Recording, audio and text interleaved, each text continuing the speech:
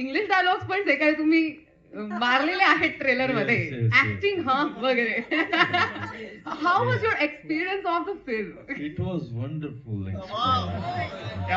I must say that.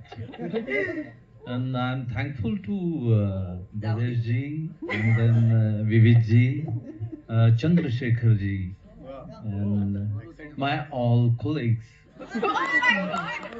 They appreciated me a lot.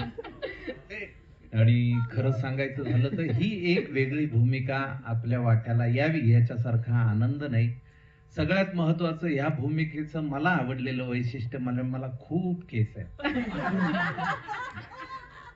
तुम्ही बारकाईनं पाहिलं असेल तर तुम्हाला खूप प्रभावित ते वाटणार आहे आणि ते मला खूप छान वाटलं. आणि तुम्ही गावातल्या खूप लोकांची केस घेतलेली सुद्धा आहे हो, ट्रेलर हो. मधून हो. दिसतंय.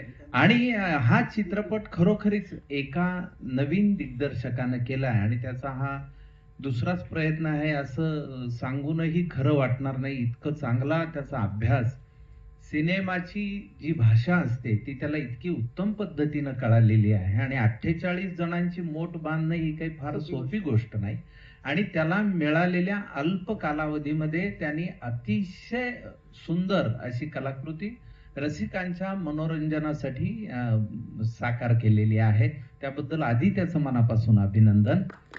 आणि बाकी आम्ही कलावंत म्हणून इतकं एन्जॉय केलं. आम्ही एकमेकांबरोबर या अगोदर काम केलेलं आहे, पण ओम भूतकर बरोबर पहिल्यांदाच काम केलेलं आहे.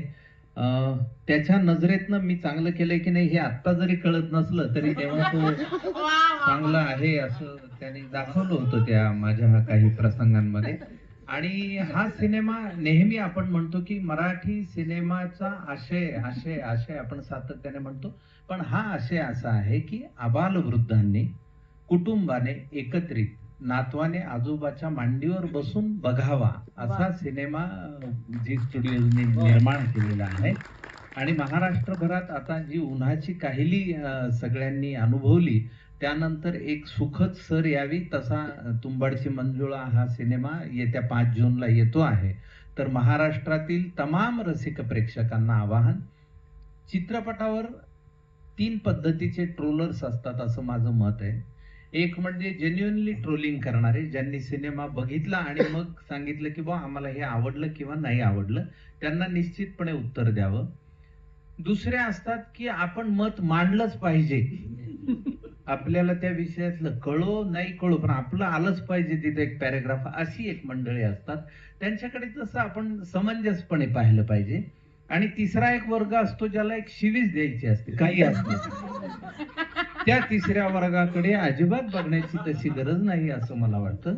हा चित्रपट प्रेक्षकांनी आवर्जून पाहावा.